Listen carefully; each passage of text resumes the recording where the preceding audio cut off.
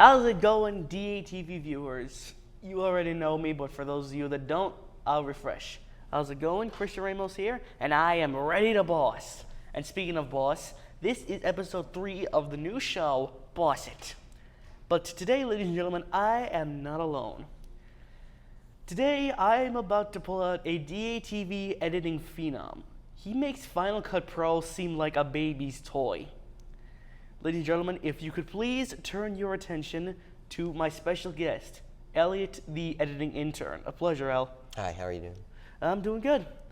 So, the first thing I wanted to ask today is how exactly does one utilize Final Cut Pro to maximum efficiency? You just gotta have the cleanest workflows that you can, as long as you can find everything and you can figure out where all your editing software, all your transitions, everything that's in there. As long as it's organized, you'll be set. Cool. I've been using Windows Movie Maker since I was like 10 or something, and most of my recordings, they were a bit of a mess, but only because I had like a Kodak camcorder at the time, because, it was just plain old ridiculous. Some of the videos I made were just nothing more than like jumbles of letters, words, and numbers. I tell you, they were the worst I could come up with. So I have to ask, have you ever used a camcorder like when you were younger or some sort?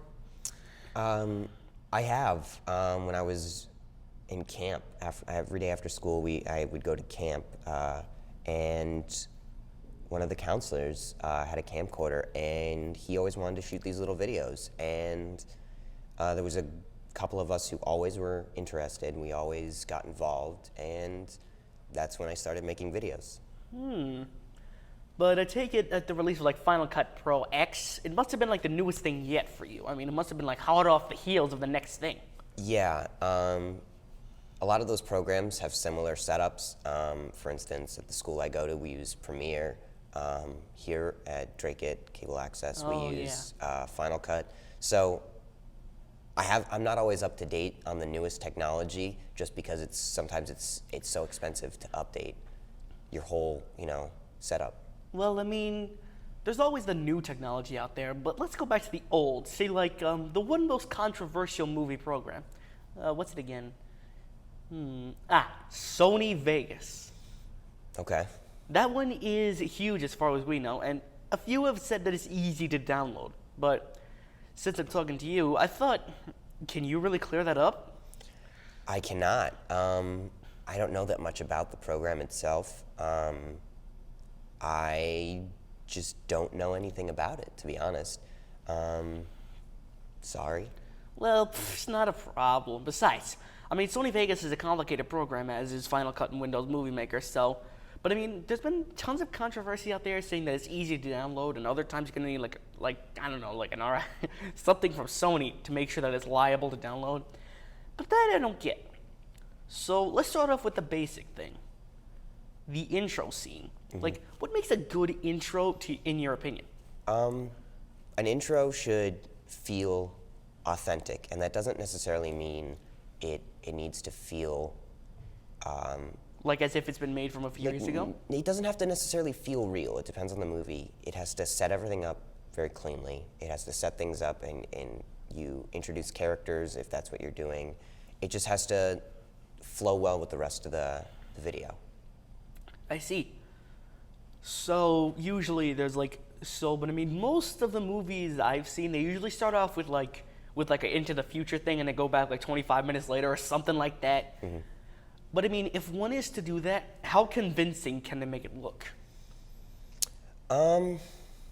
That's all dependent on what the director and what the editor decide. They work very closely in post-production in most cases. In movies, for instance, I think of a movie that came to me off the top of my head. In The Usual Suspects, they do a flashback through most of the film, and then it's a retelling. So a lot of the events, it has to flow well with jumping between someone's retelling of the story and that actual person talking to someone else. It can't cut you out. You have to feel like it flows. It has to make sense where people jump out, where they might say something, where they're not going to sit there and listen to someone telling a story and not have any comment. So they have some sort of storyline within a storyline, as if to say? Sure. Okay. So we've gone through the intro and the monologues and such. Now it's time for the next big thing, the transitions.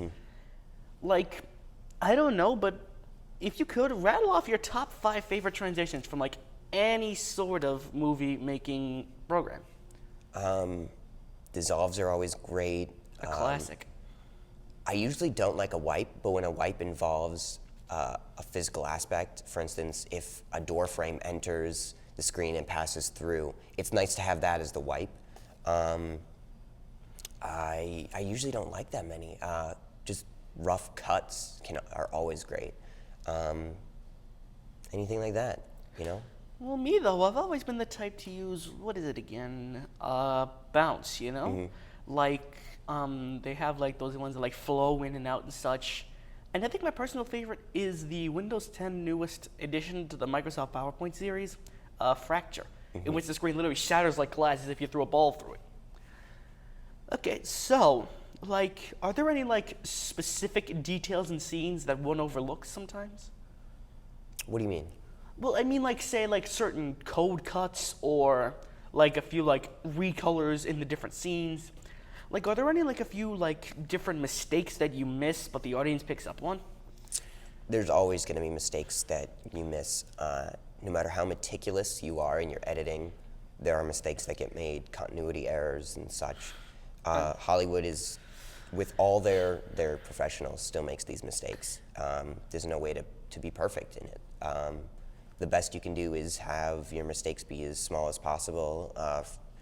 For instance, in Forrest Gump, one of the best-known continuity errors is the character Tom Hanks plays, Forrest Gump, is standing next to a sign, and then he's standing on the other side of it. So all you can do is try and have them as insignificant as possible. So the more insignificance there is, the better, as if to say. Yeah. Well, I mean, some people out there dedicate their entire lives to like critiquing movies, as if to finding the mistakes that pretty much no one else thought of. I mean, don't get me wrong. You can write like a whole book down on a cheap piece of paper pad. I mean, anyone can do that. But for the minimum movie requirements, I mean, there's like the cooking, there's like the fake chefs, there's the lighting directors, there's the filmers, there's even the director. I mean, he's pretty much where it all begins when you think about it. A lot of times it comes from, you'll initially start with a lot of producers, and in a lot of cases it goes to someone who has to write the screenplay for it, especially if you're adapting it from one form to another, because what the director is really handed is a screenplay, which basically eliminates all the poetic, nuance that you might get in a screenplay or a book. In a script or a book. The screenplay will cut everything out, so it's camera angles, a lot of cases, dialogue, very rough things, so that the director and the actors both have the creative freedom to do with the script as they will. But I mean, the scripts themselves, they're complicated to write. Nowadays technology is surely but rapidly advancing. You could literally write down a whole script within like a few speeches, and of which I think is quite a monumental achievement in and of itself. But the one thing I don't get is, what about all the stunts that they do? Don't get me wrong. I've seen those like all the time before with all the behind the scenes and stuff. They have like those wires coming down from the top and everything. But the one thing I don't get is, how do they make them so invisible that they're not seen, but at the same time they make them blend in with the, well, for lack of a better word, scene in question? It's a lot of Hollywood magic. They'll do things, for instance, like they'll hide the wires behind things that are perceived as being in the background but are actually in the foreground. This is one reason I can think of. I'm not sure if they do it, but if they can green screen them out, for instance, if the wires themselves are green, I don't know. Well, there's a few movies in like time, but but enough about wires and everything. Let's get down to the good stuff, as in these special effects. I know you DATV viewers have wanted this one, so I'd say it's about time we delivered. Special effects. Spit it. It's complicated. It's very complicated. That we know. Layers on layers of programs. In a lot of cases, you'll have to download programs just to give you The desired experience? yeah, but the technical aspects of things like Liquid are very difficult. If someone wants to have a scene with a CGI, water of anything, let's say they want like a drip of blood to come down, or someone's or someone to have a tear, things like that. Or maybe even lava? Anything. A lot of people have to go out and download programs that'll give them the right consistency, because otherwise it doesn't look real. Well, I mean, those are liquids, but what about solids? I mean, like, say if you box this somewhere, or, hey, maybe even an explosion. Physics engines. A lot of physics engines have to do with where things would fall, how they'd react. For instance, if something, let's say you have a box and it's full of, I don't know, glass bottles. When that explodes, the fragments of the box are not going to react when they hit the ground the same way that the bottles will when they hit the ground. It's glass versus wood. Some will bounce, they'll make different, sounds, things like that. Yeah, but I mean, don't they have also things called like sound Foley, like studio Foleys or something? Yeah, Foley artists are people who specifically, their job is to make sound effects. For instance, Like say like someone, like say punching a person in the face, a person would like probably hit it like a watermelon with a stick to make the exact right sound. exactly. It's they have these large studios where they just try and recreate a sound, and a lot of the sounds you'd think were easy to recreate, you gotta do weird ways. Like for instance, let's say hitting someone in the face is what you're trying to get, and you hit a watermelon with a stick. That's that person's job, and that's just incredible. Well, all right then. But I mean, there's been a few movie makers out there, and I use the term makers lightly, that have not met the standards of movies themselves. Am I correct? Take Michael Bay, for instance. Mm-hmm. I mean, the guy's movies are so filled with explosions, we can't even tell what's going on after minute two. Directors like Michael Bay will always be controversial. His movies are blockbusters. Studios, Quite literally busters. yeah, studios bring him in when they need. I mean, a movie may not get good ratings that he makes, but he definitely kicks ass in the box office. He's someone who generally, while he's controversial, does help offset the constant loss that Hollywood is actually going through.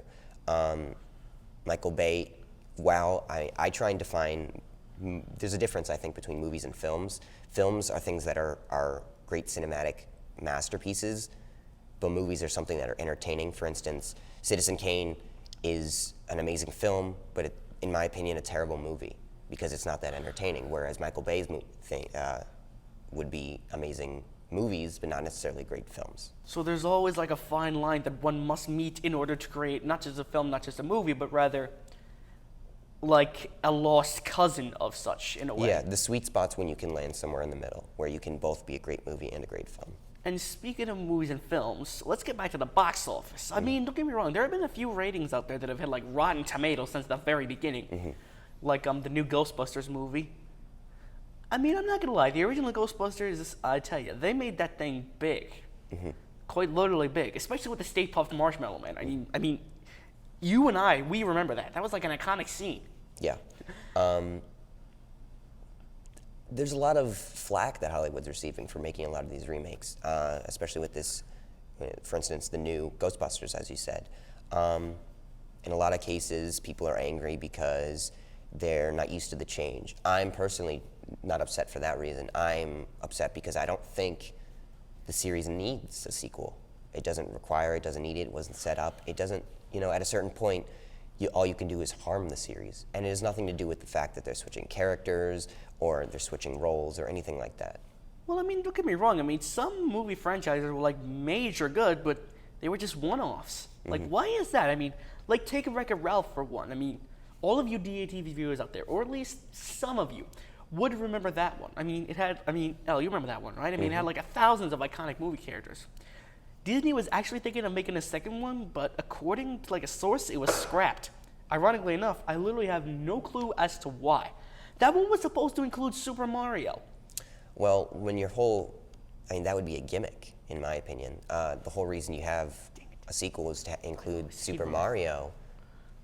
Doesn't make sense. I mean, that storyline, that story arc of Ralph feeling upset because he's not appreciated, He doesn't want to fit into the box that is a bad guy. He wants to be more than that. And in that story, he becomes a good guy. But yet at the cost of putting others in danger, as is most other things have done. Yeah, but the story resolves itself. Everything is clean. There's nothing left out in the open, you know? Well, I mean, not quite. I mean, there were still a few mistakes left out in the open, of which, I don't know if you know, but recently Wreck-It Ralph was re-released with, like, new Disney paws. It was like something that covered up the secrets of the movie, especially with the hidden Mickeys that you see. Of course, you know what a hidden Mickey is. Yeah. But I mean, not only that, but they cover up like a few different secrets from the movie, such as the high score at the top of Wreck-It Ralph's game, which is literally the birth date of Walt Disney himself, which I do not find that odd in the slightest. I merely find it a good tidbit for the, what's the word? Meticulous viewer in not just you or me, but all of us. But of course, I mean, that's just the beginning. I mean, there's also storyboards, rough sketches, animations, scenes that didn't make the cut. Not only that, but there's a few music tracks out there that you can listen to. I mean, you all put it together, but when you think about it, it makes a lot of sense because A, you've got a few movies in the making. B, it's a complicated process. C, you never really think about what's going on, that is, until you start. And D, it's just, like I said, a complicated process. I know I said like twice already, but hey, what can I say? I mean, in a lot of cases, they'll do that. They'll go back and they'll change things. I mean, Lucasfilms is guilty of doing that. They did that. They inserted a lot of CG into the Phantom Menace when they re-released it. Things like that, you know? Yeah, but I mean, Lucasfilms is not the only company that's guilty of reminiscing over the things that they've done. I mean, what's another one? I think there was one like Sony Films and Columbia. I mean, that's just to name a few. I mean, don't get me wrong, I'm not the type to rattle off film franchises like in my spare time, but when I do, at least I make sure that I have them right. Am I right? But movies themselves are a complicated process. And speaking of complicated, I think we've overcomplicated enough here. Yeah. So let's get to the outro. Anyone is anyone to remember that one. Okay. So what makes a good outro in your opinion? An outro has to leave things wrapped up. Now, it doesn't mean that you can't leave things up in the air. For instance, at the end of Inception, a lot of people were confused by that movie. They didn't know whether the main character was asleep or he was awake. Was it real or was it fake, you know? Ambiguous endings like that can work, but it has to make sense where it ends. You can't have an ending that leaves the viewer Puzzled? No, puzzled isn't the right word, but it has to wrap things up, but not necessarily completely, you know? Because there are movies that have, you know, a part 1 and a part 2. For instance, you know, Kill Bill Volume 1 and Volume 2. It doesn't completely wrap up everything, but like, for instance, you shouldn't have... Like a few different sequels like Rambo? No, I mean, there's a certain point where an outro has to make sure that the viewer's gonna leave at least satisfied somewhat. I know some people are gonna leave the movie theater and they're gonna be like, oh, I wish it was the ending, you know? A lot of people, for instance, I saw the Hobbit movies in theater, all 3. Oh yeah, The Hobbit. And the most leaving- controversial franchise yet. I mean, leaving the movie theater, I was walking out and I was like, you know, I really, really wanted, they cut it again, you know?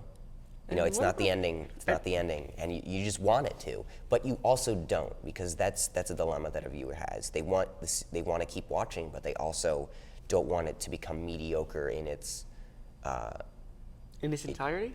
In its entirety, or it's not ending. Well, I mean, the one common thing that I still have, I think I had the second in the franchise, is the Kung Fu Panda series. I mean, anyone remember Jack Black. I mean, he's a classic, am I right? I mean, first, there came the first Kung Fu Panda, of which was like, I don't know, they did something. The second one was they had Lord Shen, and the third one was like, he finally embraced his theory as the Dragon Warrior. But I've got the slightest feeling they'll make a number 4. It wouldn't surprise me. I have a big issue with how Hollywood decides to do sequels. they've effectively, in some cases, ruined whole series or damaged the reputation. For instance, Shrek, I can tell you that the fourth movie completely damaged their reputation. That one never had any reputation to begin with, though. I mean, it started off as a really short children's book, and then they took it a completely different direction with the movie, while including, some of the core themes. I mean, number 2 was great. I mean, that was an introduction to Puss in Boots, which literally spawned the entire video game. But see, there are a certain point when I think, Eventually just gotta cut it off. creating a sequel is just about making money. For instance, I'm not a big fan, and I'll take a lot of flack for this, but I'm not a big fan of the new Star Wars. In my opinion, there's no point in them creating a new series of them. They're doing it because Disney purchased the rights and they want to make money. And Big deal. I mean, it damages the whole series itself. Wraps up. I mean, it's effectively an arc of the whole story is effectively the story of Anakin Skywalker. It starts when he's a kid and ends when he redeems himself and dies. Well, I mean, nowadays they got Ezra Bridger, who we literally know nothing about this guy. I mean, the series like this are known for so much. They're so iconic, and Disney Studios is just, in my opinion, banking on the fact that it's got that quality that is a lot of the people who watched it when they were kids, when the original series came out, are going to take their kids to see the new one because they want that to be something that that defines their kids' childhood, which I can understand.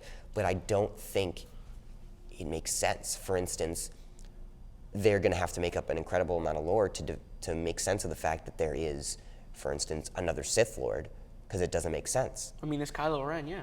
I mean, and there's Snoke. We don't know anything about them, but it feels wrong when they just make a name appear out of nowhere, and that all of a sudden, I mean, yes, it makes sense that after the leaders of the Empire are destroyed, it doesn't necessarily mean the Empire itself falls apart. Well, no, not quite. There's still But, a few leaders. I mean, yes, that doesn't make sense. But then they create this whole sense of, well, now there's this thing called the First Order.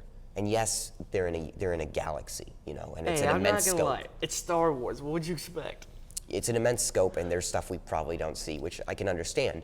But at a certain point, it doesn't feel like it's within the same universe. And of course, what they did, now J.J. Abrams, who directed it, right?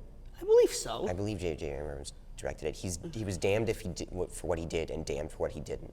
If he changed too much, Clearly, he loses a good audience. Fans would have been pissed. But if he chooses too little, if he changed too little, fans would have been pissed. So he has to. he's got to hit the sweet spot, as if to say. I mean, he did things. For instance, he left environments in there that we'd recognize. For instance, a desert. There was a desert. Clearly. That's referencing, the original Star Wars. The original Star Wars. So they also had a snowy area. Same thing, referencing Hoth. Yeah. They have the jungles scenes, which yes, they're referencing again. And a lot of it is. And my problem with it was that it didn't change enough, and it felt like, of course, also with the fact that it was the Star Destroyer. I mean, come on, oh Anybody wow. who's anyone knows that is clearly the Death Star in disguise. It's a big Death Star. But I mean, the one thing I don't get is, not only when they change a series, they literally drop a few names. Mm-hmm. C-3PO just pretty much disappeared, as did R2-D2. Instead, he's getting dumped out by this BB-8 droid. Yep. I mean, that's what they're going to do. They're going to recreate the image of the series. But at the same time, they're going to fail that. I mean, they're going to throw an old character in there just so that fans will be sitting in their seats and then, freak out as soon as someone makes an appearance.